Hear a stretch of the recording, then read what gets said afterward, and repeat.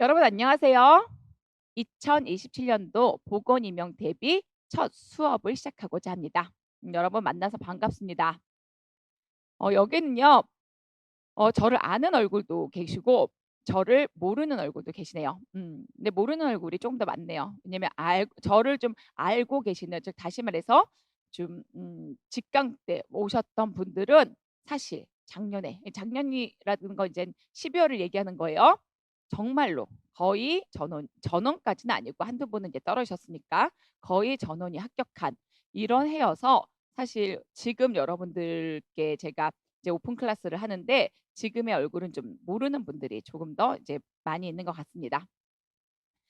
그리고 여기 오신 분들은 아마 저를 막 잘 알고 오신 분보다는 아름아름, 그래도 이 사람 들어보니까 내가 시험에 붙었더라, 혹은 이 사람 들어보니까 내가 이해가 잘 됐더라, 이런 아름아름의 소문을 듣고 오신 분일 거다라고 생각을 합니다. 그래서 제가 여러분들의 기대에 조금 더 부응하는 그런 강의를 좀 하려고 많이 고민도 하고 이제 생각도 많이 했죠. 그러면서 이제 여러분들에게 첫 번째 시간부터 "지역사회 간호는 이런 것이다."라고 굉장히 지역사회 간호를 타이트하게 수업을 시작하기 전에 앞서서, 여러분들이 이제 앞으로 1 년을 함께 나아갈 거잖아요. 혹은 간혹 반년을 같이 가실 분들도 있고 지역사회 간호만 함께 하실 분들도 있지만, 어쨌든 우리가 총 1 년이라는 이 수험 생활을 뭐 직접이든 간접적이든 함께 경험할 사람들로서 어떻게 하면 이 1 년을 내가 합격의 길에 도달하게끔 준비해야 할 것인가에 대한 이야기를 이번 첫 번째 시간에 좀 해 보도록 하려고 해요. 자, 여기는 여러분들이 초시생 분들도 있으실 거고 재시생 분들도 있으실 거예요.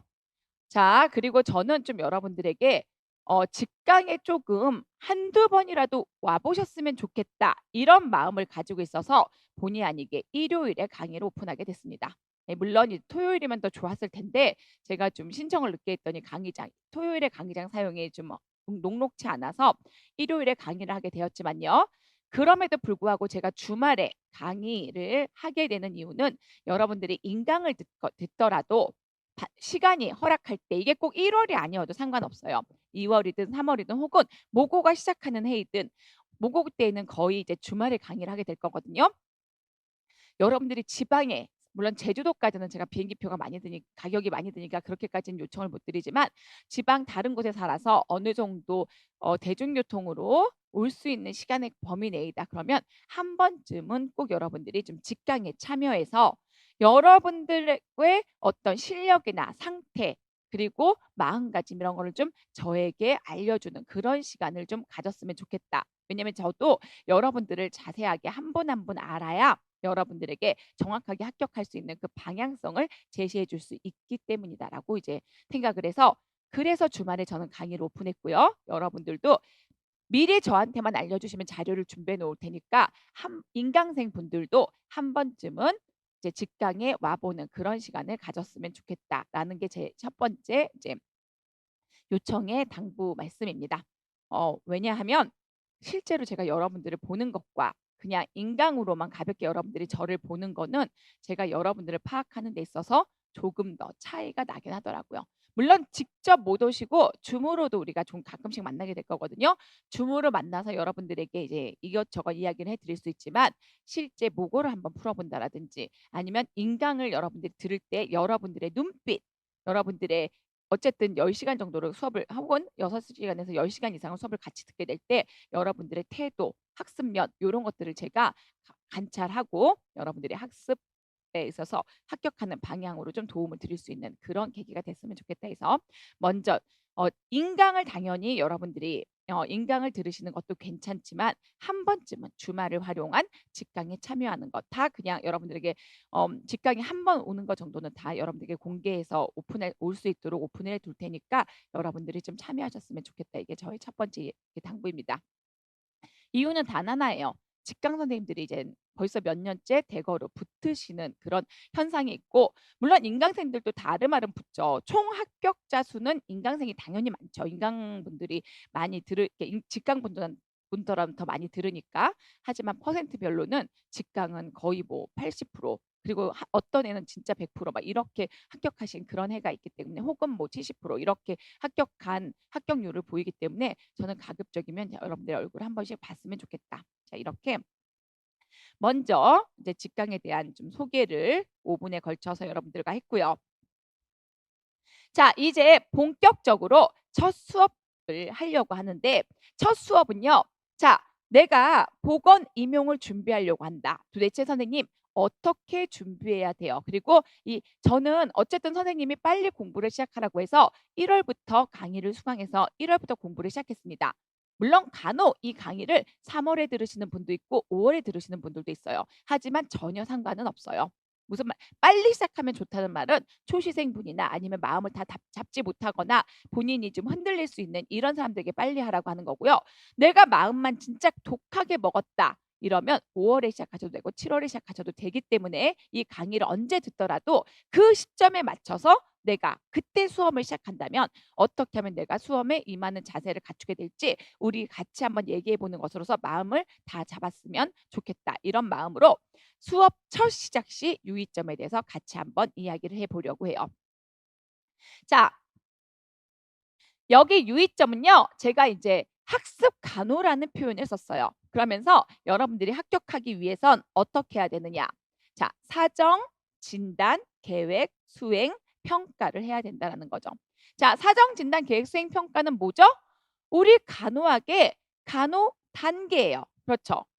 자, 항상 누군가를 간호해주고 누군가에게 필요한 도움을 제공해서 그가 더 나은 삶을 살게끔 하려고 한다면 항상 우리는 사정해야 돼요. 그리고 그 사람이 가지고 있는 문제를 진단하고 그다음 그 문제를 해결 방법을 계획하고 수행하고 평가를 하게 되는 게 기본적인 간호의 흐름이고 틀이죠.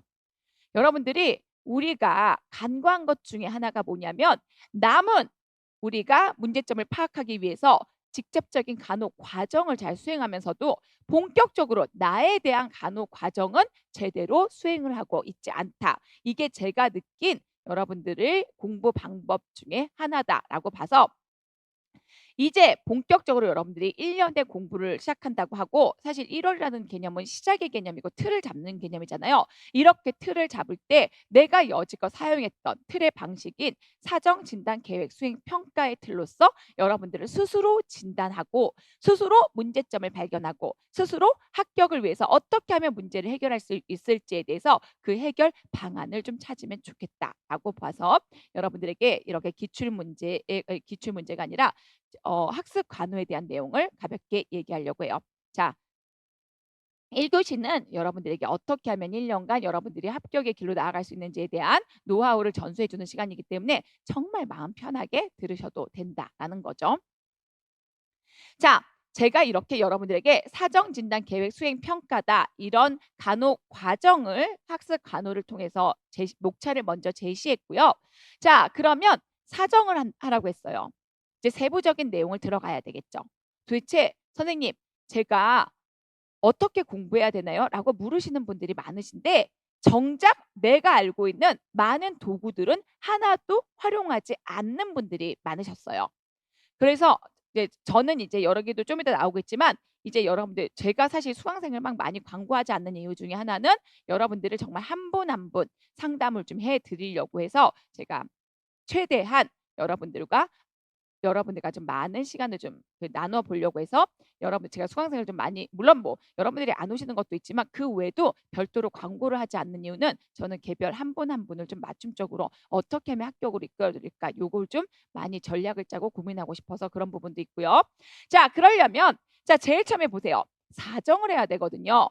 왜? 아까 얘기했듯이 선생님과 이제 여러분들이 제가 여러분과 상담하는 데 있어서 선생님 뭐 몇 수 하셨어요? 뭐 선생님 뭐 재시세요? 초시세요? 그리고 선생님 어떻게 공부하세요? 이렇게 얘기하면 본인의 공부 방법에 대해서 정확한 틀, 어떤 근거를 제시하시는 분들이 별로 없으셨어요. 그냥 "아 네 선생님 저는 뭐 8시에 일어나서 뭐 9시까지 학교 등교해서요." 그러니까 기간제 하시는 분들은 그리고 그냥 거기서 일하면서 틈틈이 강의 조금씩 보다가 저녁에 와서 강의 들었던 거 책 한 번 보고 그리고 뭐 쪽지 시험 같은 거 있으면 한 번 풀고 자요.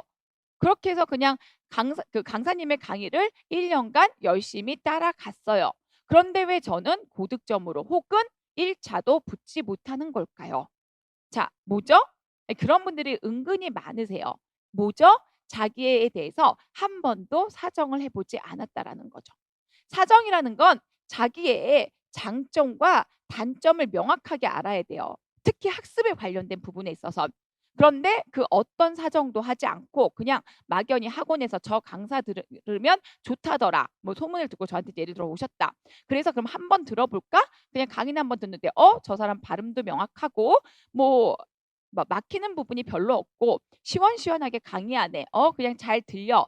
So cool 이러면서 빨리 듣는 이런 수업 방식, 즉 강의만 듣는 학습 방식은 지양하셔야 되고 반드시 본인을 사정해서 학습 방향을 잡고 그 방향을 잡은 상태에서 강의를 듣고 본인의 공부 방향으로 나아가야 되는 게 가장 중요한 학습 방법이다라고 보시면 된다라는 거죠. 자, 제일 처음에는요. 사정하는데 선생님 뭘 사정해야 돼요? 그러면 우리 여기 있죠. 지피지기예요. 나를 알고 그다음에 여기 나를 알고 타인을 알아야 돼요. 지자가 알지자고 이제 나하고 타인인데 다시 말해서 뭐예요? 나는 나 자신이에요.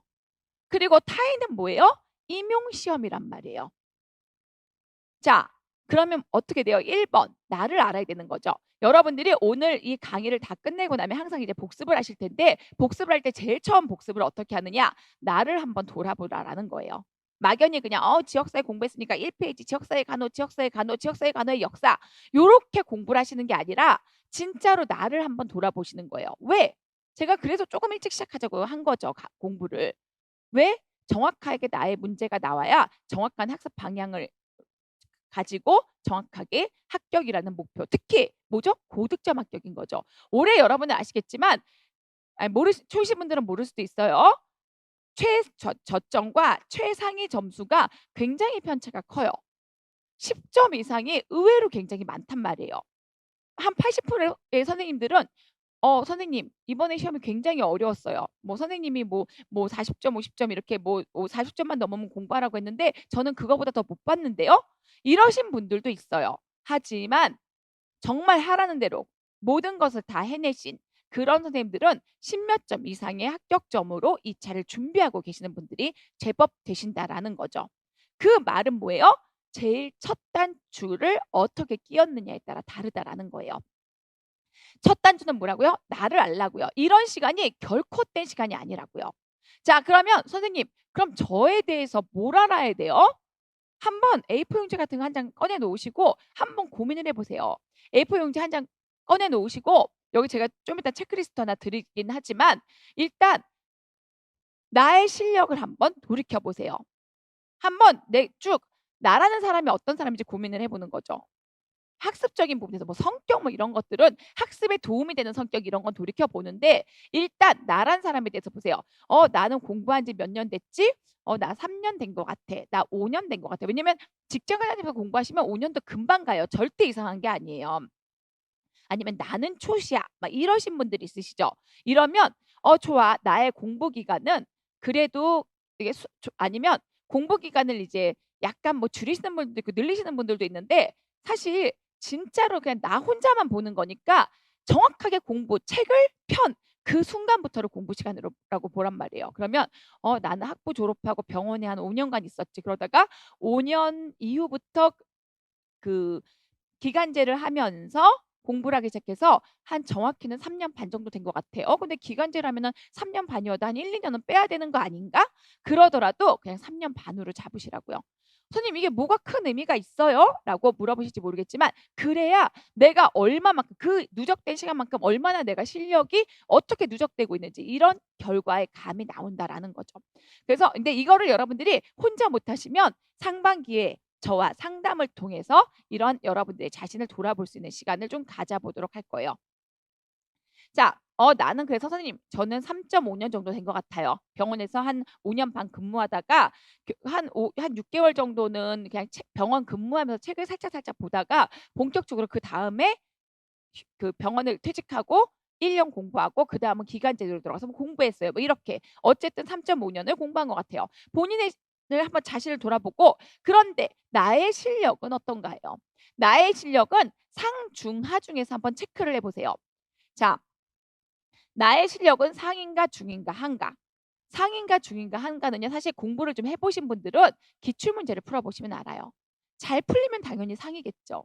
기출 문제니까. 기출문은 우리가 굉장히 수업 시간에 많이 다루는 것들이니까. 근데 기출 문제를 풀었는데도 절반 정도는 정확하게 맞추고 절반은 어디에서 나왔는지까지는 알지만 정확한 답이 인출이 안 돼. 그럼 나의 실력은 중인 거죠. 그런데 봤더니 초시생분들 특히 그럴 수 있잖아요. 제가 졸업한 지 뭐 5년 넘었어요.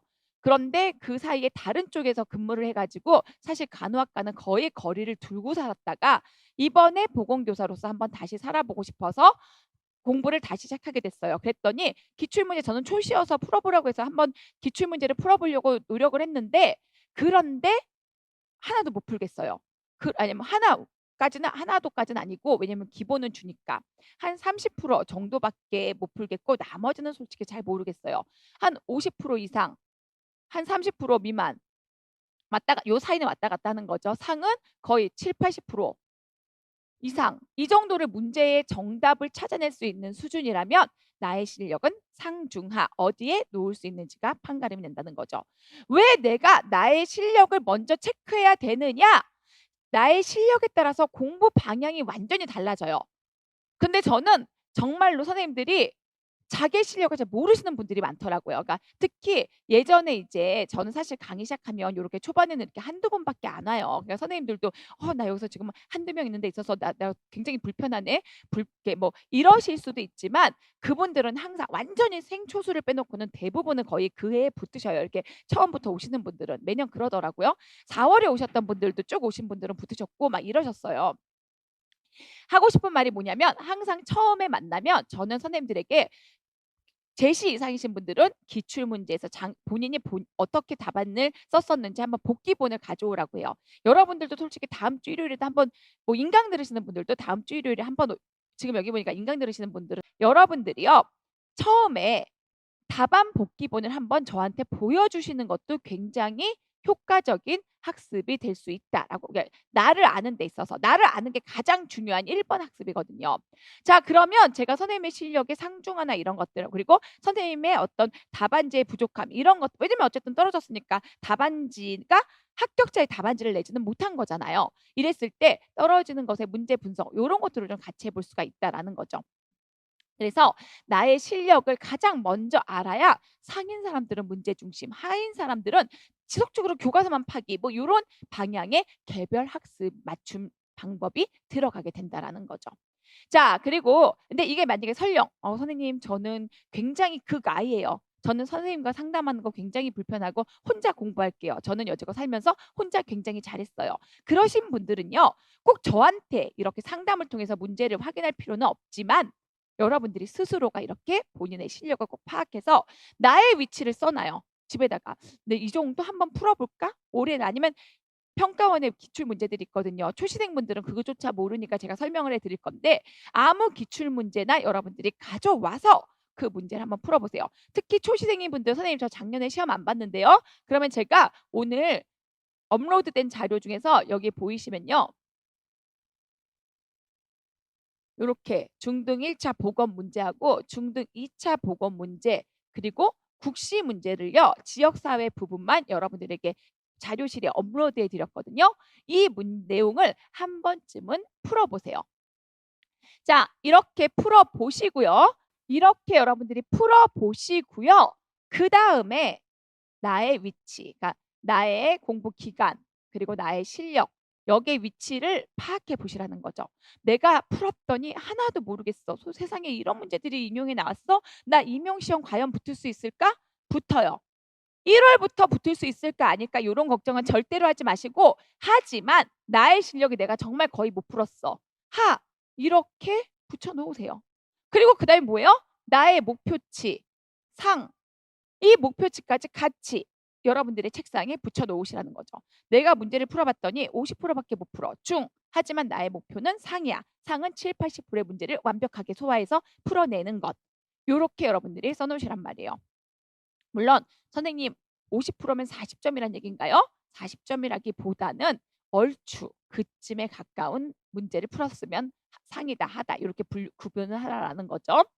자, 그리고 뭐 커트라인 이런 건 다 필요 없어요. 무조건 내가 붙으면 그게 나의 실력인 거고, 내가 떨어지면 커트라인이 아무리 낮건 커트라인이 높건 아무 의미가 없는 수치다라고 보면 되기 때문에 그냥 객관적으로 푸세요. 선생님, 재작년 건 문제가 되게 쉬웠고 작년 거는 어려웠는데 상하가 바뀌는 거 아닌가요? 이런 일말의 고민 같은 거 하지 마시고 그냥 일단 먼저 푸세요. 그리고 내 정말 모르겠어요. 자기가 느낌이 와요. 나 정말 모르네. 나 하네. 그리고 나 솔직히 좀 풀어볼 것 같은데 이 정도면 그래도 한 뭐 60% 이상은 다 푼 것 같은데 상 이렇게 하시란 말이에요. 자, 나의 공부 기간, 나의 실력을 내가 한번 돌아본 다음에 그 다음에 나의 문제를 파악해야 되는 거죠. 이거는 이제 나의 어떤 여기까지는 실력적인 부분이라면 나의 성격적인 문제인 거죠. 성격이 선생님 제가 성격이 이상하다고요? 뭐 이런 얘기가 아니라 뭐죠? 학습하는 데 있어서 나는 좀 어떤 태도를 가지고 있지? 뭐 이런 것들. 근데 사실 요 문제는 지금은 알 수 없어요. 본인들이 본인 문제를 잘 모르거든요.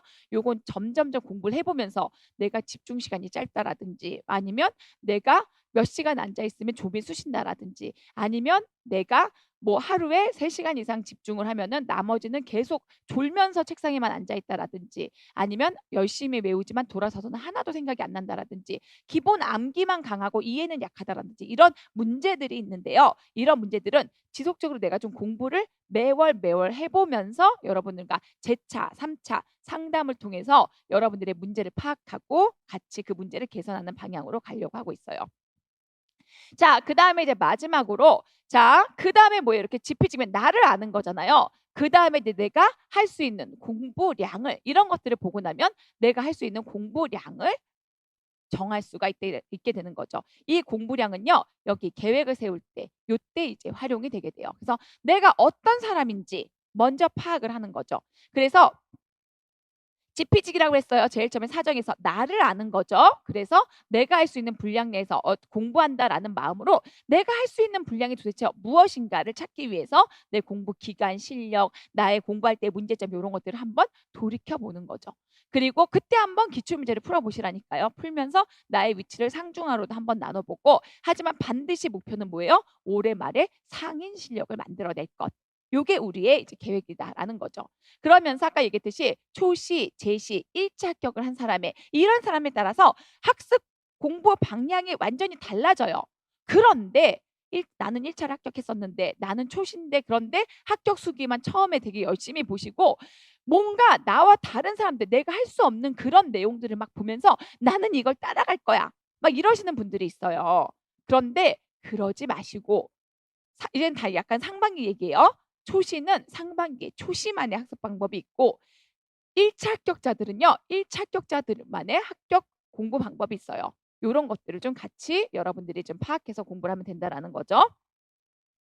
다시 말해서 기본 내용은 반드시 해야 돼요. 1차를 합격했든 초시든 기본 내용은 반드시 다시 시작하셔야 돼요. 왜냐면 문제부터만 시작하시면 사상 누각이 돼요. 그래서 반드시 기본 내용부터 시작하지만 여기에 플러스 문제, 기출 문제를 접근하는 방법, 뭐 국시 문제를 접근하는 방법 이런 문제를 많이 풀어보는 데에 있어서 초시와 1차 합격자들은 현저히 양으로 승부가 달라지게 될 수 있다라는 거죠. 그래서 뭐 1차 합격자들이 솔직히 말해서 제대로만 공부하면 붙을 확률은 훨씬 높죠.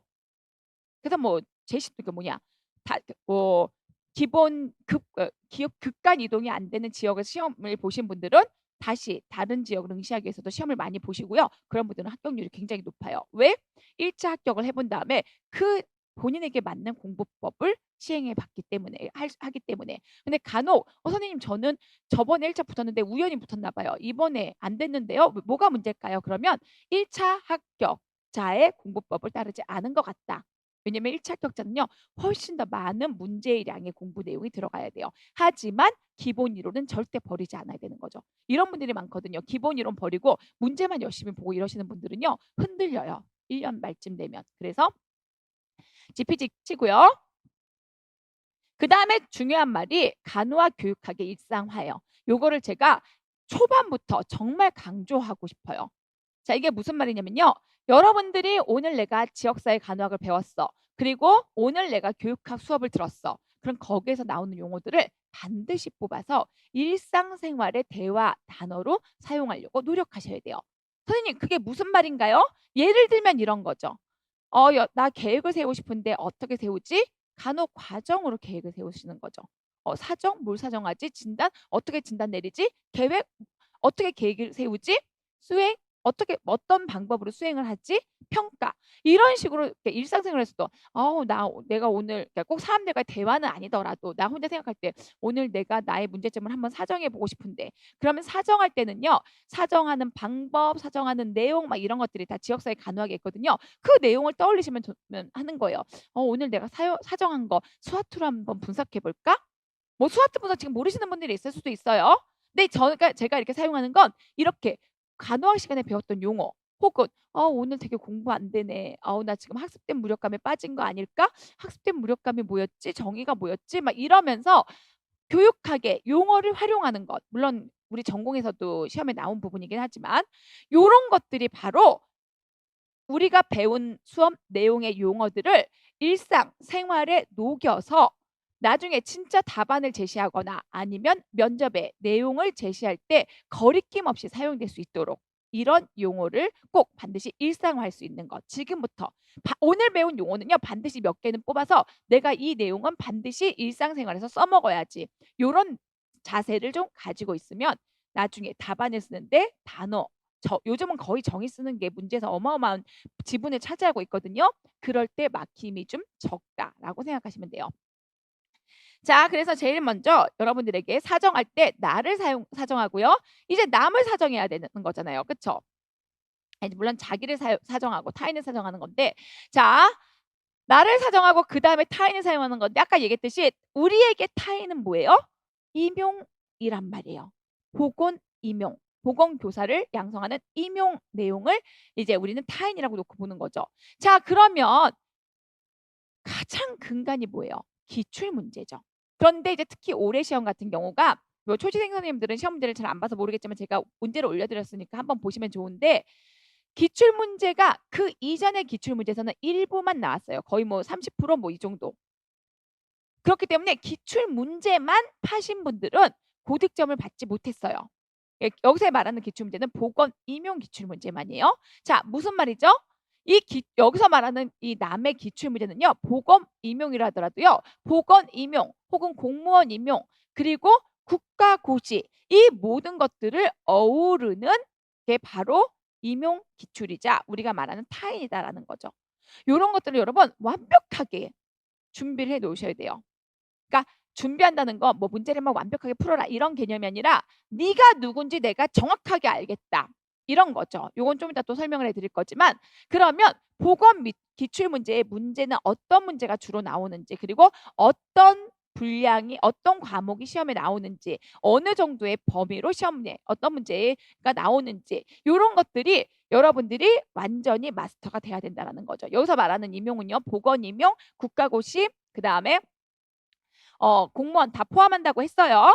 근데 요것을 여러분들이 혼자 할 수 없으니 6월부터 7월 요 사이에 문풀 수업을 통해서 어느 정도 마스터를 해드리는 거죠. 그런데 6월, 7월부터는 사실 기출 문제를 알기는 우리가 사실 그 전부터 알면 좋아요. 그래서 제가 어떻게 했죠? 여러분들에게 이렇게 1차 그리고 국가고시의 기출 문제를 드렸어요. 여러분들에게 틈틈이 이제 문제지를 전체를 드리는 거는 이제 이번만이고요. 그 나머지 그럼 선생님 2024년, 2023년 내용은요. 자, 요런 것들은요. 이런 기출 문제에 대한 임용이나 그리고 국가고시에 대한 내용은 밴드를 통해서 여러분들에게 계속 복습 문제를 풀게 해드려요. 그래서 여러분들이 이제 강의를 들으시면 이제 여러분들의 강의를 수강하고 며칠 내로 밴드 주소가 여러분들에게 문자로 가요. 근데 이게 학원에서 개별적으로 수강생들이 있으면 확인해서 보내드리는 부분이다 보니까 누락되기도 하고 늦춰지기도 하고 이렇게 되더라고요. 그래서 저는 요 밴드의 주소를요. 만약에 그리고 또 제가 카페가 있어요. 물론 죽었어요. 막 많이 제가 카페를 제가 막 SNS를 막 많이 하는 편이 아니라서 제가 뭐 컴퓨터 작업을 이런 SNS를 막 많이 하는 스타일은 아니거든요. 밴드도 정말 우리과 있으니까 이렇게 보는 거지 제가 타 모임 이런 거를 막 많이 가입하는 스타일은 아니에요. 자, 이러다 보니까 제가 막 아주 많이 활용을 못해서 조교님을 뒀어요. 그렇기 때문에 요번에는 여러분들이 조교님이 여러분들에게 조금 더 이제 많이 도움을 주실 건데, 이 카페는요 다음 카페요. 다음 카페고요. 다음에 이제 이론 복원이라고 치거나 아니면 이아라 전공 복원 이렇게 해서 여러분들이 찾으시면 다음 카페에 가입할 수가 있어요. 자, 그러면 이 다음 카페에다가 왜 제가 여기를 가입하라고 하냐면, 아니 가입은 안 하셔도 좋아요. 근데 밴드 주소가 안 왔을 경우에 그럴 때 뭐 Q&A나 이런 걸로 밴드 주소 못 받았는데 밴드 주소 좀 알 수 있을까요? 그러면서 비공개 댓글로 비대수로 여러분들이 본인의 뭐 아이디, 뭐 여기서의 아이디는 지스쿨 아이디인 거죠. 이러면 수강 확인이 되면 밴드 주소가 가게 돼요. 자, 그리고 요거 다음 카페는요. 이렇게 밴드 주소 외에도 여기 1번 밴드 주소를 요청할 수도 있지만요. 두 번째, 여기에 이제 좀 이따도 한 번 더 설명해 드릴 거지만요. 여기에 각종 학습 자료들을 좀 이제 조교님께서 올려 드릴 거예요. 요게 대한 내용은 조금 더 자세히 할 건데, 이런 학습 자료들을요. 심심할 때 여러분들이 틈틈이 읽어 보시면서 교과서보다도 조금 더 깊게, 왜냐면 교과서는 여러분, 저는 교과서를 막 굉장히 두껍게 만드는 걸 좋아하는 스타일이 아니에요. 왜냐면 교과서는 정말 처음부터 시작까지 끝까지 가야 되는 거거든요. 근데 너무 두꺼우면 그 양에 지쳐요. 그래서 교과서 자체는 정말 있을 만한 내용만 집어넣고 거기에 플러스 이제 교과서 외에 들어가는 내용들을 문제집에 넣어 놓을 거예요. 그래서 이 문제집에 좀 넣어 놓은 내용, 이 두 가지를 같이 합쳐서 보면은 내용이 거의 80% 이상은 다 커버가 되게끔. 그다음에 왜 선생님 그럼 100%를 커버해 주셔야지 나머지 20%는 어디 갔어요? 법이 계속 바뀌고 새로운 내용이 계속 들어가고 그다음에 교수님들의 관심사가 조금씩 달라지는 이런 부분들의 내용이 있단 말이에요. 이런 것들은 모고나 이런 것들을 통해서 여러분들에게 자료 제공으로 이렇게 문제를 해결하려고 하고 있죠. 요런 학습 자료들은 카페에도 올라갈 거니까 여러분 이 문제도 좀 그 조교님께서는 문제도 좀 틈틈이 올려주신다고 하셨고, 그다음에 지금은 계속 감염병 내용을 업로드해 주실 거고요. 업로드하고 계세요 지금. 그리고 조금 더 지나면 이제 바뀐 법령 요런 것들도 이제 같이 업로드해 주신다 요렇게 하셨어요. 그래서 거의 한 지속적으로 일부, 물론 매일매일 업로드가 되는 건 아니고 일주일에 뭐 한두 개 이렇게 올라갈 거니까 여러분들이 요런 학습 자료도 좀 참고하셨으면 좋겠고요. 자, 어쨌든 뭐다? 이렇게 여러분들에게 보건 임용에 관련된 기출 문제들을 우리가 수업한 범위 내에서 계속 지속적으로 풀어볼 수 있게끔 밴드의 내용을 업로드한다라는 거죠. 사실 언제부터요? 목요일부터. 왜냐면 우리 오늘 월요일은요. 아, 아니구나. 미안해요. 여러분들이 이 수업을 주로 이제 인강으로 들으시면 월요일이거든요. 그러면 화요일부터 문제가 업로드가 되게 돼요. 근데 화요일 문제는요. 사실 뭐 문제랄 건 없고 전체 개괄 이런 것만 좀 어느 정도 잘 외우고 있냐 요 정도가 업로드가 될 거고요. 그다음에 이제 수요일에 강의가 본격적인 강의가 시작됐다. 그러면 목요일부터, 그래서 제가 아까 목요일이라고 쓴 거였어요. 목요일부터 이제 진짜로 임용 기출 문제 그리고 공무원 기출 문제, 국시 기출 문제들이 여러분들에게 난이도를 좀 조절해 가면서, 처음에는 당연히 난이도가 쉬워야 되는 거죠.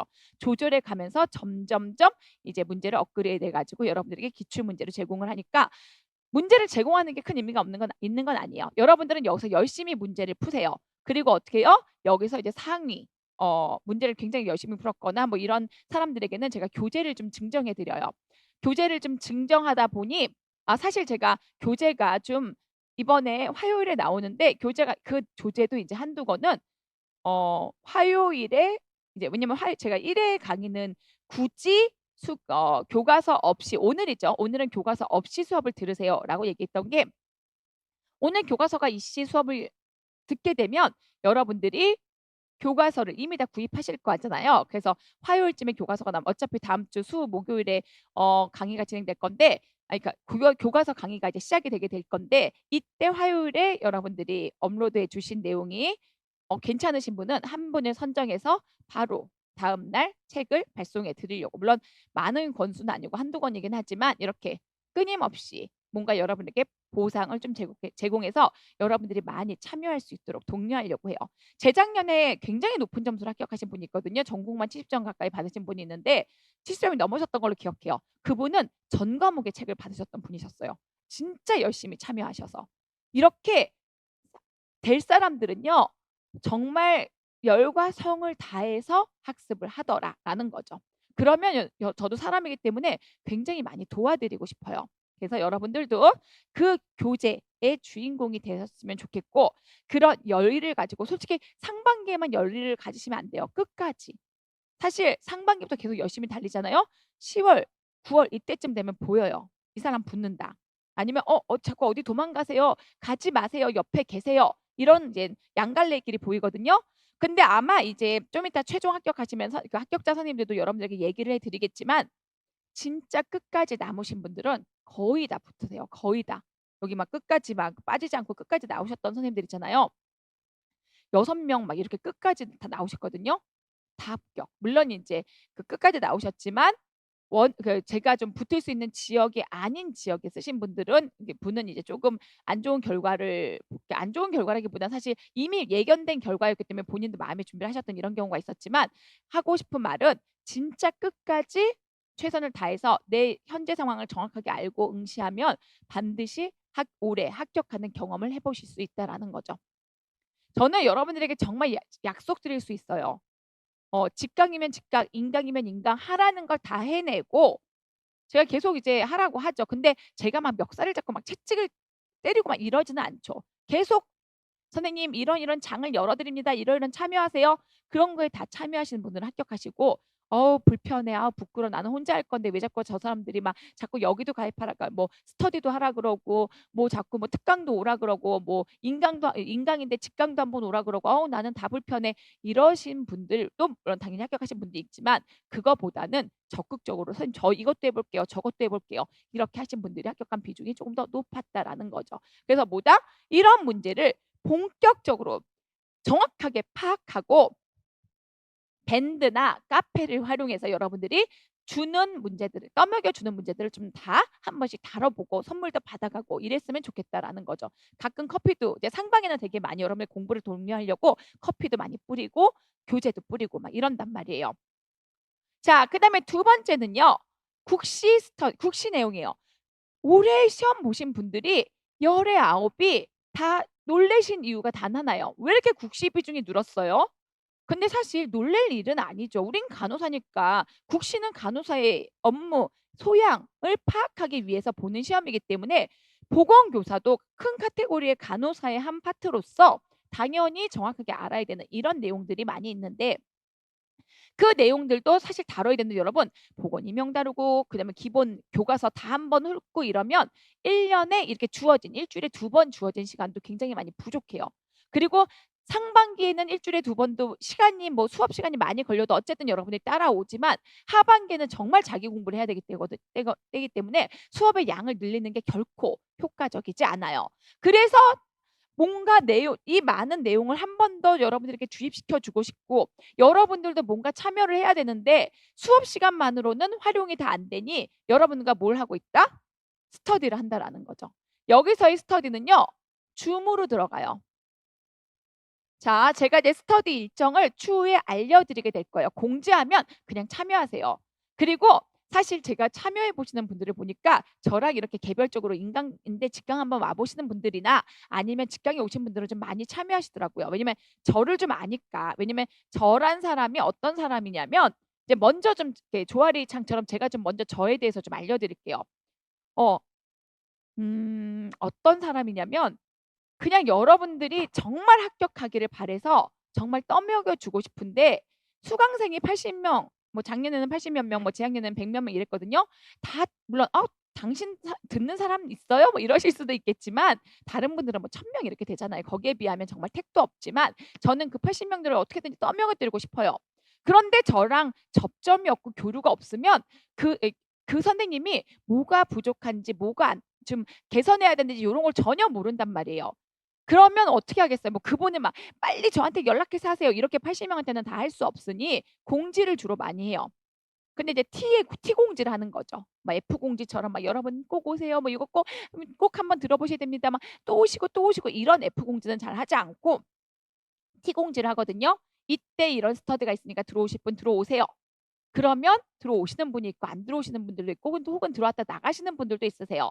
무슨 말이냐면 고런 기회들을 제가 그냥 막 간절히 뭐 애원하면서 막 감정을 호소하면서 얘기하진 않고 한번 펼쳐 드릴 때 그냥 여러분들이 받으시면 된다라는 거죠. 그게 저라는 사람의 특징이다라는 거죠.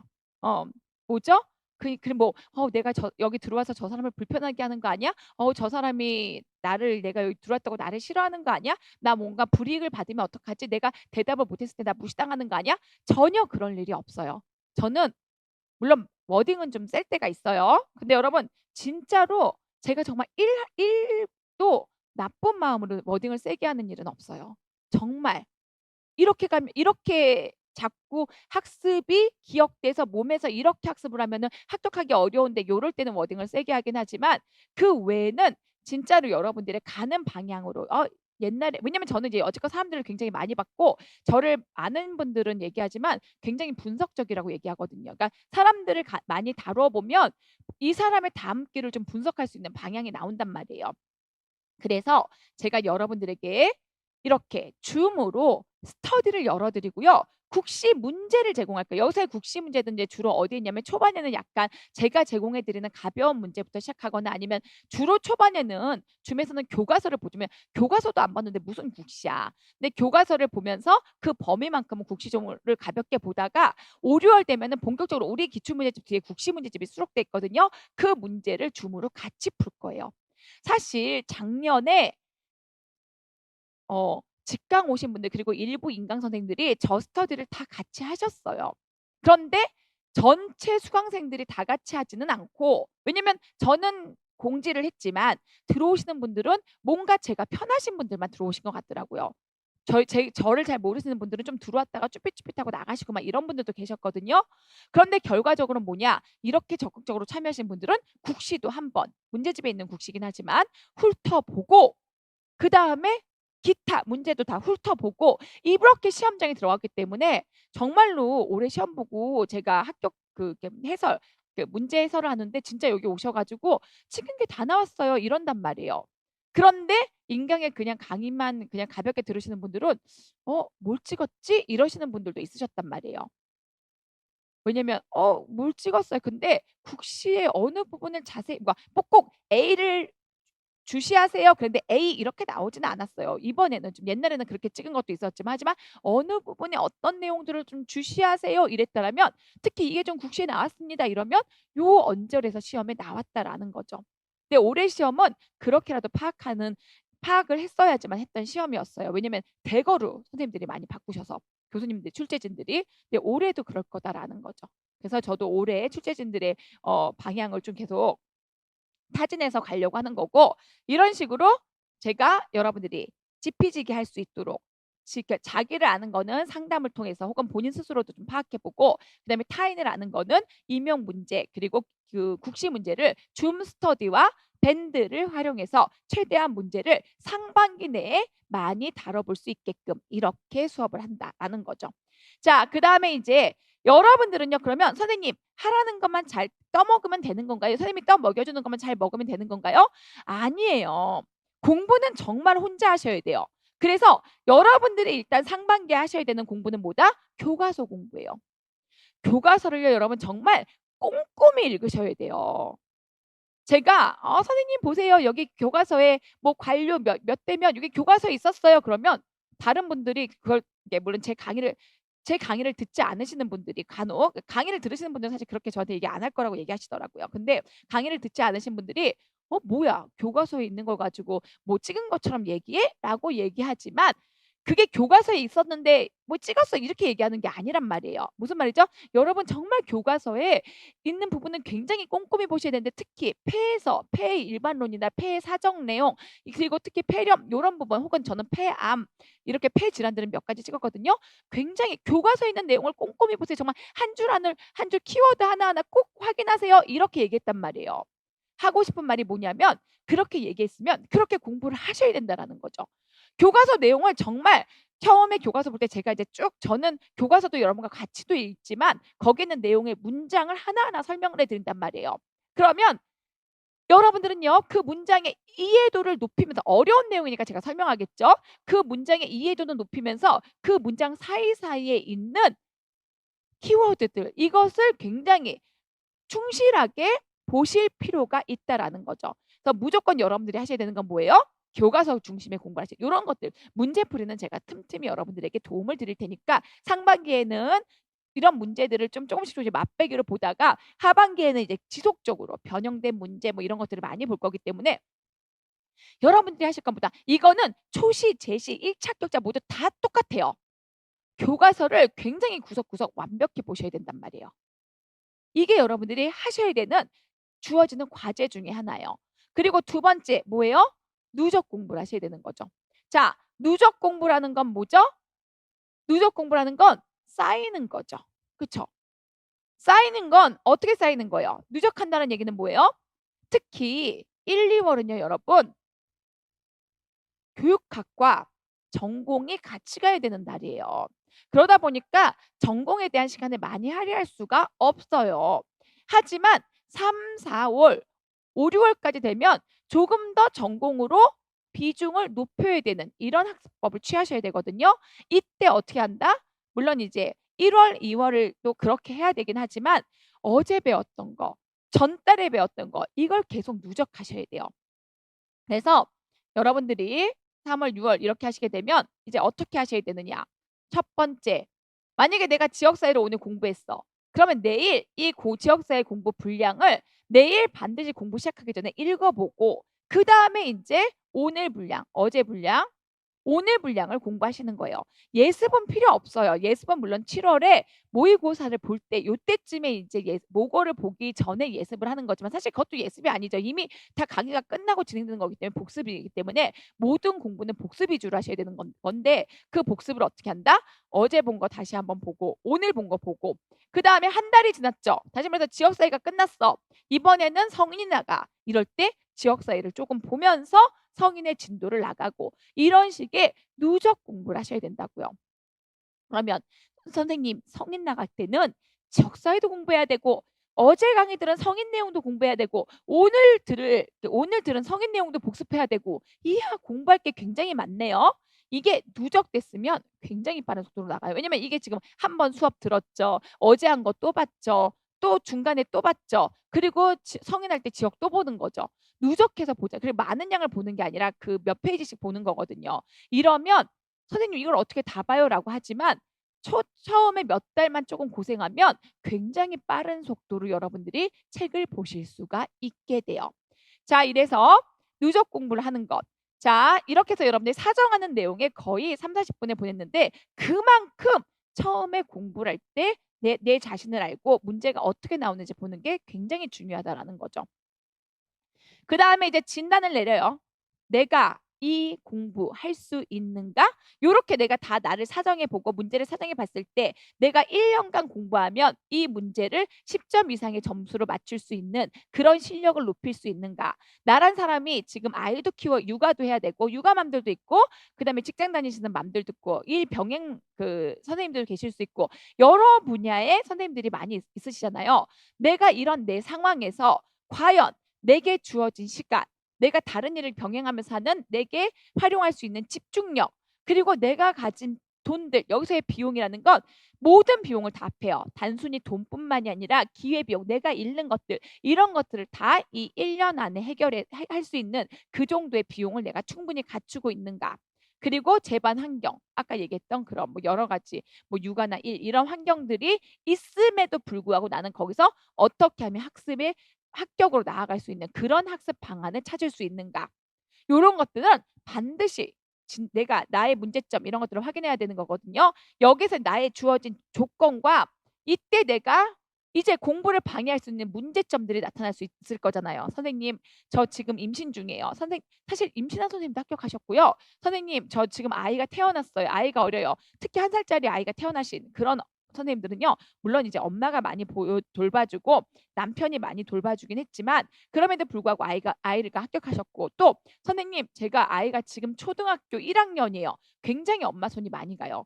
그럼에도 사실 초등학교 1 학년 때 합격하신 분들이 아주 많지는 않았던 것 같아요 제 기억에. 주로 인제 2 학 초등학교 1 학년 때 초석을 다져서 2 학년 때 많이 합격하시더라고요.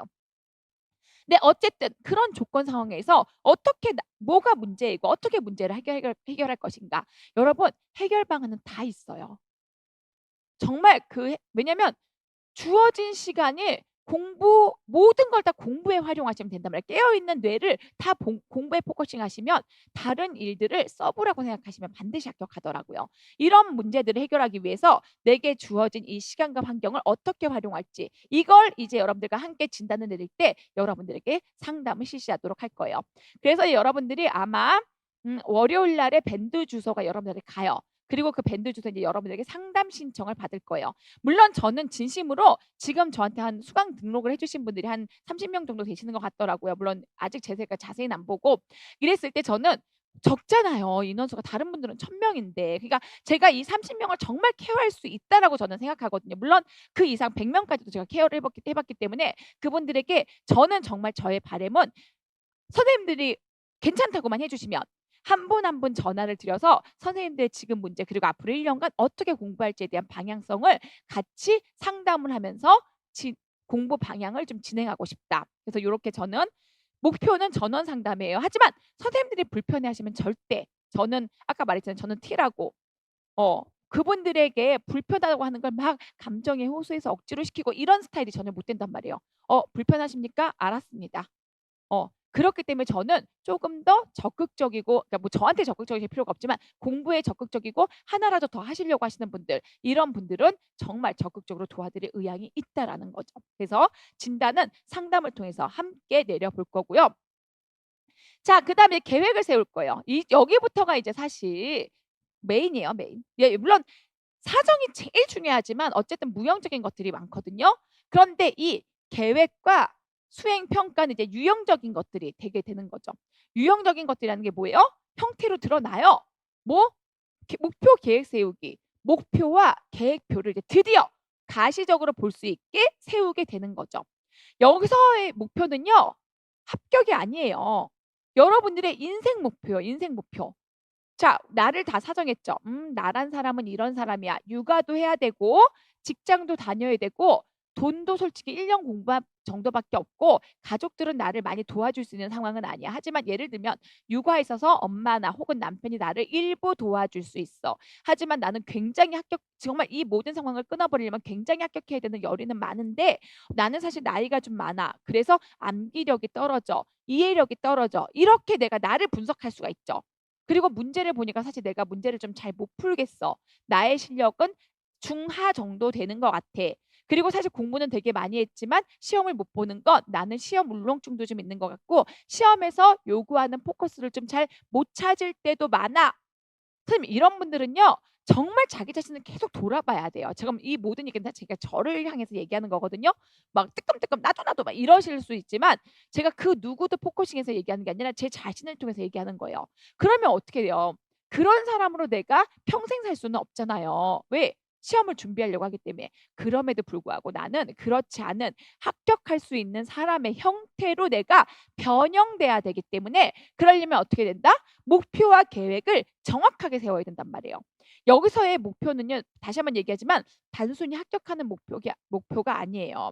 합격자로 다가가는 내가 그렇게 다가가려고 바뀌기 위한 나의 마음가짐을 다갖는 그런 목표란 말이에요. 다시 말해서 1 월에 앉아서 오늘 수업 끝나시면 나를 한번 쭉 사정해봐. A4 용지에 나는 장점, 단점 써 가지고 '나는 어떤 사람인가? 나는 뭐가 문제인가?' 그러면서 '아 저 선생님이 상담해 준다고 했는데 빨리 상담 신청해 볼까?' 이제 화요일부터 상담 신청 들어간다니까요. 그러면 상담 신청을 받아서 내가 그리고 여러분들이 스스로가 장단점을 한번 훑어보시면 더 효율적인 상담이 이루어지겠죠. 그러면 저는 여지껏 이렇게 공부했는데 이런 때는 좀 1차 합격 점수를 받았지만 그럼에도 불구하고 문제 적응력이 떨어져요. 막 이런 얘기들이 오고 갈 거 아니에요. 그러면서 이제 정확하게 나에 대해서 어느 정도가 좀 분석이 되면 그다음에 나의 인생 목표를 세워요. 저는 인생 목표는 주로 사진으로 세우라라고 얘기해요. 자, 사진으로 세우라는 건 단순히 합격 이상의 인생 목표요. 내가 진짜 어떤 걸 원하는가? 한번 여러분들이 들여다보세요. '나 뭐 때문에 지금 이거 하고 있어? 나 진짜 뭐가 내 목표야?' 이러시란 말이에요. 왜냐면 사람마다 배경이 다 다르잖아요. 그러기 때문에 목표도 다 다르단 말이에요. 무슨 말인지 알겠죠? 만약에 20대 선생님이 있어. 보건교사 솔직히 병원이 너무 나 태워서 요즘 병원은 막 많이 태우진 않지만 그래도 솔직히 태움 문화가 남아 있기 때문에 나는 병원이 싫어. 나는 사실 금전적으로 뭐 학 이렇게 당장에 막 큰돈이 필요한 건 아니니까 학교에서 아이들과 만나면서 좀 더 방학도 있고 여행도 다니는 그런 삶을 살고 싶어. 20대 그리고 또 혹은 또 다른 20대 선생님은 교사는 시집 잘 간다는데 물론 간호사도 시집 잘 가요. 근데 3 교대가 있으니까 가정을 돌보기 힘들다는 전제하로 교사는 방학도 있고 애들 키우기에도 좀 시간들이 굉장히 유연 근무가 가능해서 괜찮다는데 막 이런 목표가 있으실 수 있잖아요, 20대 선생님들은. 그리고 또 40대 50대 선생님들은 누가 나를 65 세까지 정년 연장될 거잖아요.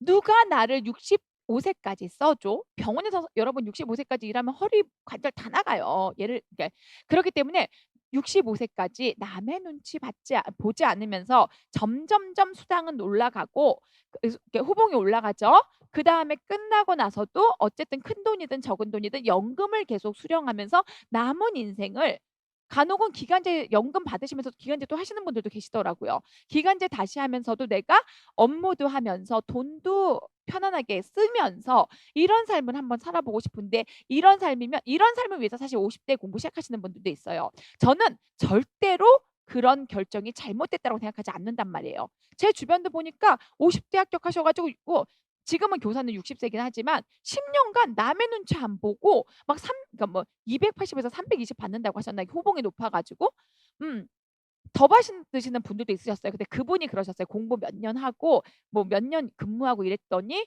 50 세에 붙었는데 뭐 300 차 떼고 그러니까 이거저거 다 떼요. 떼고 남은 돈을 얘기하는 거예요. 실수령금이 300 이라 그랬나? 뭐 이러셨던 분이 계셨단 말이에요.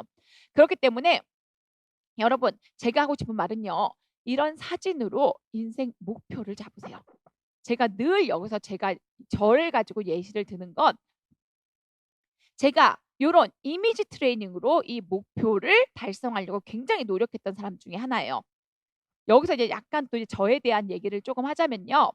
저는 막 저도 공부를 했었어요. 이런 보건 임용은 뭐 보건 임용 자체의 뜻을 두고 막 이렇게 공부를 한 적은 크지 않았고 저는 사실 다른 쪽으로 우리 쪽과 다른 쪽을 좀 공부를 해 가지고 몇 년을 불태웠어요. 몇 년이 뭐예요? 7 년을 불태워서 7 년을. 고시 생활 7 년. 막 뭐 중간에 정확히 뭐 근무하면서도 책을 쪼금 봤으니까 그것까지 합치면 7년 반 뭐 이런 것들. 물론 그 사이에 대학원도 다니고 뭐도 하면서 공부하고 이랬기 때문에 뭐 굳이 막 빼면서 순공 시간은 뭐니 대학원 2년 다닌 것도 뺄 거고요. 뭐 근무하면서 했으니까 6 개월도 뺄 거고 이러면은 솔직히 그냥 너무 부수적인 설명들이 많이 부연되는 것 같아서 그냥 한 7년 반을 오로지 하나의 공부에 매진했고 1 차는 붙어봤지만 이제 2 차가 떨어지면서 30 대의 인생이 뽀로로로로 굉장히 하향 곡선을 치면서 바닥을 겪었던 그 순간이 있었어요. 자, 그렇기 때문에 제가 하고 싶은 말은 그렇게 인생 경험이 서로 다 다르다라는 거예요. 그전까지는 한 번도 살면서 무시를 당해 본 적도 별로 없고 뭐가 부족해 본 적도 별로 없고 뭐 가족 간의 불화 뭐 요런 건 좀 있을 수 있었어요. 뭐 예를 들어서 뭐 구박을 좀 받았다라든지 뭐 요런 거는 있을 수 있었지만 그게 그렇게 크게 내 정신을 좌우할 만한 뭐 이런 것까지는 아니었는데 그렇게 이제 인생을 하향 곡선을 찍으면서 제가 저를 돌이켜 보니까 사실 너무 안타깝더라고요. 자기 연민이 생겼어요. '나 나름 진짜 열심히 살았는데 왜 30이 넘었는데 손에 쥔 건 하나도 없지?' 내 친구들 30 넘은 친구들 보니까 결혼도 하고 직장도 번듯하고 간호사로서 어느 정도 혹은 그때 보건교사 하던 친구도 있었고 유학 갔던 친구들이 이제 30 몇몇 되면서 슬슬 교수로 하나둘씩 들어오고 막 이런 친구들. 이렇게 친구들은 하나둘 자리를 잡아가고 있는데 저는 딱히 어떤 자리가 잡혀지지도 않는 아무것도 없는 이런 상태가 30이 좀 넘었던 요때였던 것 같아요. 사실 지금 이제 40이 넘는 시점에서 보면 사실 그거는 별것도 아니기는 해요. 물론 굉장히 큰 건 정신적인 어떤 데미지를 크게 주는 건 맞지만 절대 늦은 게 아닌데 그때는 뭐든지 다 늦었다고 생각했어요. 그러니까 제가 여러분들에게 얘기하는 게 그거란 말이에요. 지금 30대 혹은 40대 공부하시는 분들 절대 늦은 게 아니고요. 50대 선생님 공부하시는 선생님 절대 늦은 게 아니라고요. 정년 65세까지 바라보면요. 55세에 붙어도 괜찮다고요. 아니 누가 65세 여성을 학교 뭐 월급을 주면서 자르지 않고 근무를 시켜요. 이건 사실 사회적인 구조가 그렇잖아요. 우리나라 구조가. 그렇기 때문에 저는 교사는 해볼 만한 가치가 있다라고 여기는 직업 중에 특히 나이가 들수록 직업 중에 하나인데 물론 이제 머리나 체력이 안 따라주는 부분에 있어서 찌피지게 해야죠. 나 체력이 안 따라? 그럼 나 운동을 어떻게 할 것이다. 머리가 안 따라? 그러면 어떻게 암기할지 내 암기법을 계속 고안할 것이다. 요런 식으로 가야죠. 그러면서 인제 저는 그 당시에 인생의 목표를 이제 하나 세웠죠. 요런 것들은 나중에 이제 수업에 제 목표는 나중에 얘기를 할 건데 어쨌든 저는 제가 목표를 세우고 그 목표의 사진을 떡하니 가져왔어요. 그리고 집에 딱 붙였어요. 그러니까 얼마나 저는 사실 약간 뭐 "선생님 지금 얘기해 주세요." 근데 지금 뭐 시간 관계상 일단 요런 것들은 수업 중에 나중에 제 목표나 이런 것들을 좀 얘기해 드리겠지만 어쨌든 제 인생의 목표는 남들이 보기에는 그 31-2 살에 아무것도 없는 여성이 갖기엔 굉장히 큰 거대한 목표였어요. 물론 뭐 대통령이 되거나 이런 건 아니었어요.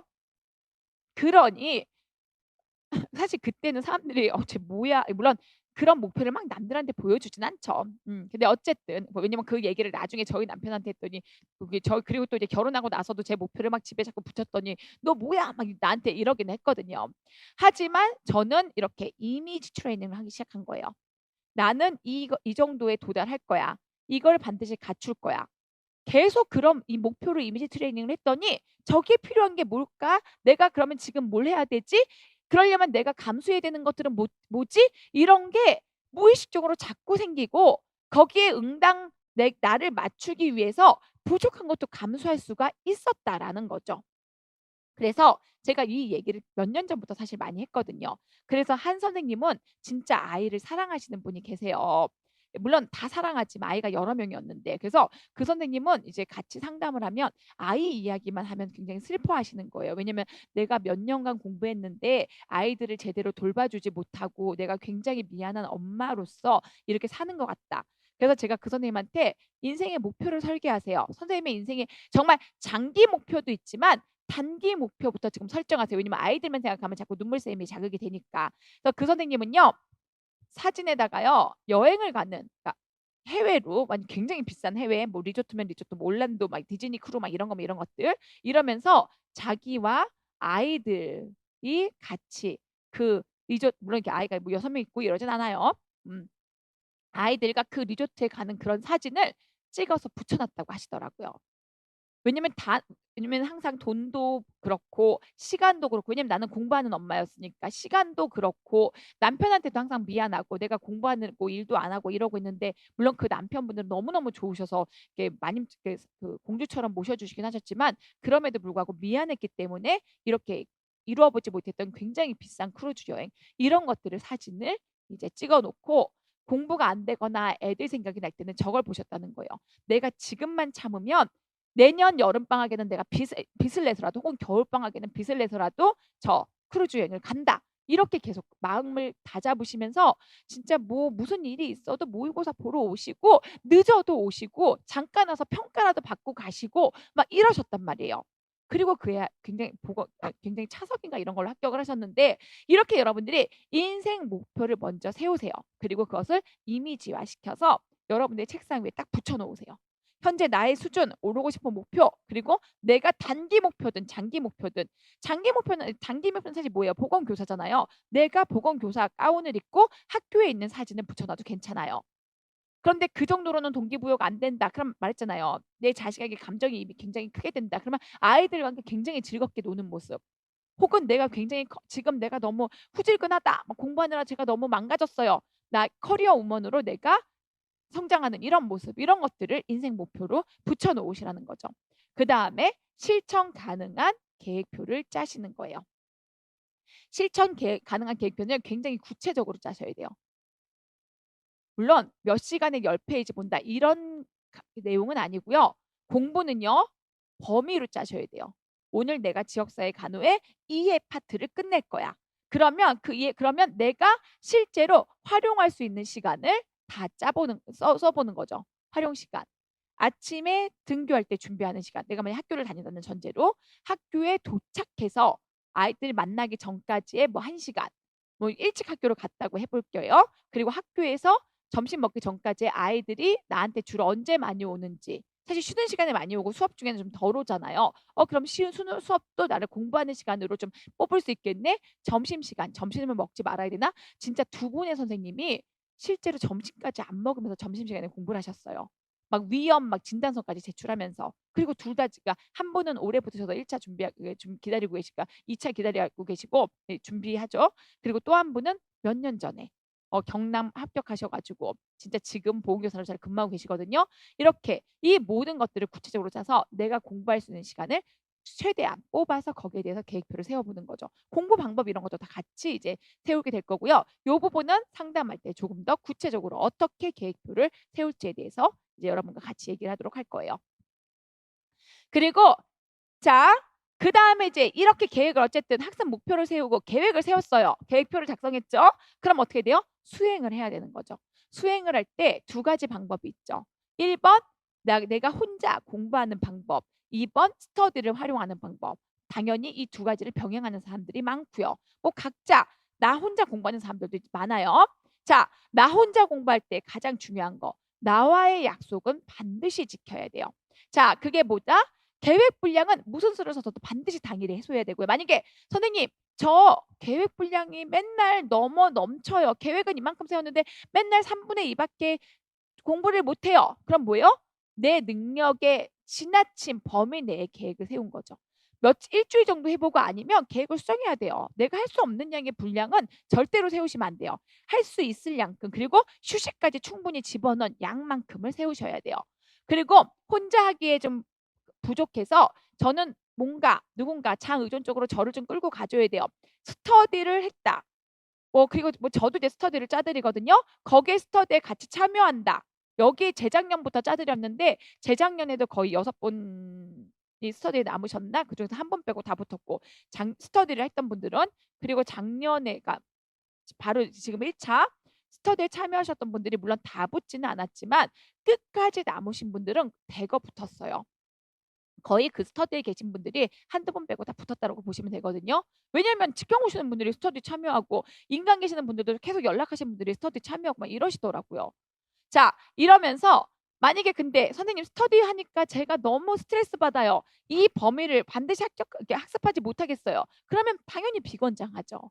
그렇기 때문에 요거는 여러분들의 성향에 맞춰서 내가 혼자 공부할 수 있는 사람인지 같이 공부할 수 있는 사람인지 혼자 공부한다면 내 공부 범위는 어디까지 잡아야 되는지 그리고 내가 할 수 있는 정도로만 범위의 계획을 세우면 무슨 일이 있어도 하늘에 두 쪽이 나고 누구 결혼식을 가고 내가 뭐 동창회를 가고 뭘 가고 하더라도 반드시 여러분들이 그 계획은 해내셔야 된다라는 거죠.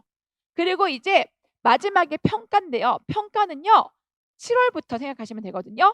7월부터 모의고사 반드시 진짜처럼 써보세요. 그냥 혼자 강의만 보고 끼적끼적 이거 절대 안 돼요.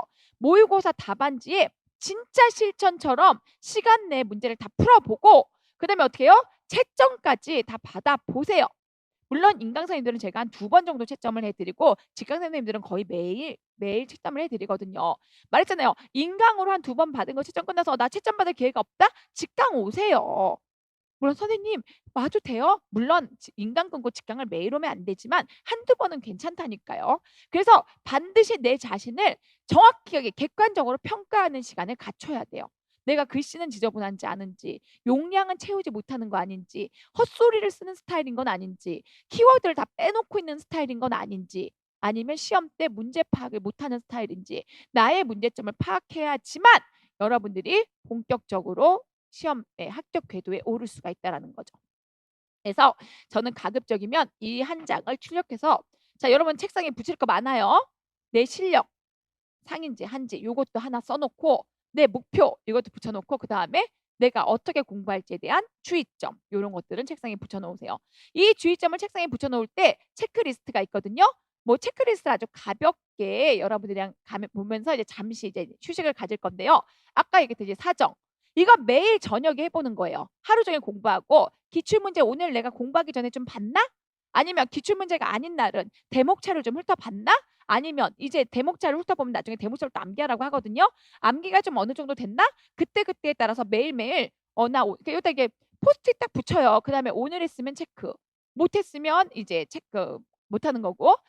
그리고 간호학 용어를 일상화하고 있나? 내가 오늘 배운 것 중에서 일상적으로 간호학 용어를 그냥 일상 대화에서 쓴 게 몇 번이지? 막 5번 이렇게 뭐 체크 아니면 했음 체크 이렇게 하시란 말이에요. 조금 더 해야 되겠네. 내가 어떤 단어는 못 썼네. 아, 아쉽네. 막 이런 것들. 그리고 교과서 나 오늘 수업 들은 범위 내에 교과서 꼼꼼히 주변까지 봤는가? 그리고 지난 학습 분량 누적 공부했는가? 체크. 오늘 날 공부할 때 어제 본 거 읽어보고 오늘의 공부를 시작했어. 뭐 이런 것들. 그리고 내 학습 시간. 내가 주어진 계획 내에서 내 학습 시간 정확히 파악하고 내가 아침에 뭐 등교 몇 시에 하고 몇 시간이니까 내가 등교할 때까지는 머릿속으로 암기할 수 있는 시간이 정해지네. 그다음에 내가 실제로 앉아서 책상에 앉아서 순공할 수 있는 시간은 6시간이네. 내가 아이 등하원 시킬 때 보니까 길에서 2시간을 버리고 있으니까 이 2시간 동안 볼 거를 짧은 암기 노트를 만들어서 좀 들고 다녀볼까? 이렇게 내 시간을 정확히 파악하고 있는지, 내 집중력을 활용할 수 있는 방법을 알고 있는지. 아까 얘기했듯이 공부하다가 나 집중이 흐트러진다. 계속 졸리다. 그 시간에 차라리 운동을 하시거나 아니면 일어나서 돌아다니시거나 암기 카드로 암기를 하시란 말이에요. 그리고 학습 방해 환경을 내가 컨트롤하고 있는지 이런 것들을 매일매일 하루 종일 공부하고 체크해 보세요. 모든 것들은요. 그러니까 뭐 짧게는 21일, 길게는 석 달 이러거든요. 내 몸에 습관화가 되면은 이걸 처음에 한두 달만 자꾸 체크리스트를 돌려보면 4월, 5월부터는 혼자서 나 오늘 누적 공부했나? 공부할 때가 더 나 이 단어 일상생활 대화로 써먹어야지. 이렇게 내 삶이 일부가 되어버린다라는 거죠. 여기 체크리스트를 좀 쓰시고요. 반드시 목표나 이런 것들 이제 그때그때 수정될 수 있으니까 목표가 세워졌는지 실천 가능한 계획 세웠는지 만약에 공부 내용은 계속해서 바뀌니까 지역사에선 내가 요만큼 실천할 수 있었는데 성인은 조금 더 많이 할 수 있을 것 같아. 나는 성인을 좋아하니까. 혹은 지금 이번에 아이 때문에 가족 여행이 잡혔기 때문에 이 며칠간은 공부를 못할 것 같아. 그러면 그 앞뒤를 전후에 내가 공부의 양을 조금씩 어떻게 늘릴 수 있을까? 이런 계획을 수시로 수정할 수 있도록 체크해 본다라는 거죠. 그리고 이 공부 분량을 당일에 마무리했는지, 내가 하겠다고 하는 계획 마무리됐는지, 그리고 스터디 약속 지켰는지. 못 지켰으면 못 지킨 사유도 한번 써보세요. 병, 막 감기. 그러면 어떻게 하면 감기 안 걸리지? 아니 진짜로 1차 시험에 합격하신 분들이 이게 2차 최종까지 합격한 분이 오셔가지고 합격 설명을 이제 개별적으로 이렇게 해주시는데 뭐라고 얘기하셨냐면 그냥 여기 지금 직강을 오시면 아주 가끔씩 학교 선생님들 오셔서 좀 얘기해 주실 때가 있으세요. 그냥 놀러 오시고 이런 분들도 계시거든요. 근데 이제 영상은 남기고 싶지 않아요. 그러면 그냥 얘기하시는데 그분이 하신 말씀은 그거였어요. 자기는 1년 동안 정말 아프지 않으려고 노력했다. 왜? 그 아파서 공부 못했다라는 핑계도 자기한테 주고 싶지 않았다라는 거예요. 그래서 아프지 않으려고 항상 따뜻한 물에 몸을 따뜻하게 하고 정말 최상으로 고기 종종 먹고 비타민 C 같이 먹으려고 노력했다. 자기는 감기를 절대 안 걸리려고 노력했고 운동도 몸이 아프거나 뭐 어디가 아파서 공부 못했다 이 말이 싫어서 매일매일 자기가 할 수 있는 범위 내에서 아파트에 수영장이 있다고 하셨거든요. 매일매일 정말 매일매일 한 레인을 왔다 갔다 하는 수영을 했다. 이러시면서 자기의 신체 관리에 관련된 이야기까지도 해주시고 가셨거든요. 이게 언뜻 들으면 너무 과하게 들릴 수도 있어요. 뭐야 아프지 않으려고 저렇게까지 했다고? 하지만 뭐다? 진짜로 자기에게 어떤 핑계를 허락하지 않으려고 하는 지피지기가 굉장히 잘 된 사람이었다라는 거죠. 그래서 이렇게 내가 학습 약속뿐만 아니라 나의 학습을 지속할 수 있는 나의 건강 약속은 내가 지켰는지, 내가 반드시 오늘 하겠다고 한 내 일정들은 모두 다 소화했는지 이런 것들을 확인하시라라는 거죠. 마지막에 평가는 주로 이제 모고 때라고 얘기했어요. 내가 뭐 주어진 모의고사 미싱한 적은 없는지. 이게 그냥 그날 당일날 안 풀잖아요. 그리고 시간 돼서 안 풀면 그다음에는 대충 풀게 돼요. 그러면 사실 날아가 버린단 말이에요. 사실 본인은 난 풀었으니까 끝 이러지만 진짜 실점처럼 매일매일 푼 사람과 그냥 문제만 대충 보면서 그냥 이거 이 정답 같은데 그리고 나 대충 뭔가 아는 것 같아. 답지 보니까 내가 생각한 것과 얼추 비슷해. 이렇게 한 사람은요. 쌓이거나 누적되는 실력의 차이가 어마어마하게 벌어지게 돼요. 그래서 모거나 이럴 때 반드시 실전처럼 시간을 내어서 매일매일 놓치는 거 없이 풀었는지 주어진 문제 그리고 답안을 제출했는지. 물론 특히 인강 선생님들, 직강 선생님들이야 뭐 채점을 다 해 드리니까 뭐 문제가 안 되지만 인강 선생님들은요. 주어 이렇게 답지를 주시면 제가 2회 정도 채점을 해 드리거든요. 그러면 총 한 16회 정도 시험을 보는데 2회만 채점을 받으면 '아유 그냥 뭐 다 됐나? 뭐 그러면 답지 안 써도 되는 거 아니야?' 이러시는 분들이 있어요. 근데 답지 제출은 저하고가 아니라 선생님들이 스스로와의 약속이에요. 반드시 그 시간 내에 문제를 다 풀었다. 그러니까 그 답지를 저는 게릴라성으로 채점을 해 드리거든요. 그러니까 설령 그날 채점을 받지 못한다 하더라도 무조건적으로 제출하는 스스로의 약속. 왜냐면 제출을 할 곳이 없으면 그러면 여러분들은 그 답지에 대해서 스스로가 소원해질 수가 있다라는 거죠. 그래서 이렇게 스스로의 약속을 정말 잘 지키는 이런 평가까지 다 가능한지 요런 체크리스트를 좀 붙여 놓으시고요. 상반기에 좀 학습 습관을 잡는 연습을 좀 하셨으면 좋겠어요. 그래서 1시간에 걸쳐서 여러분들과 가볍게 이제 우리가 학습 습관에 대해서 얘기를 해 봤고요. 이제 잠시 쉬었다가 여러분들에게 본격적으로 이제 학습하는 내용에 대해서 들어가도록 할게요. 10분만 쉬도록 하겠습니다.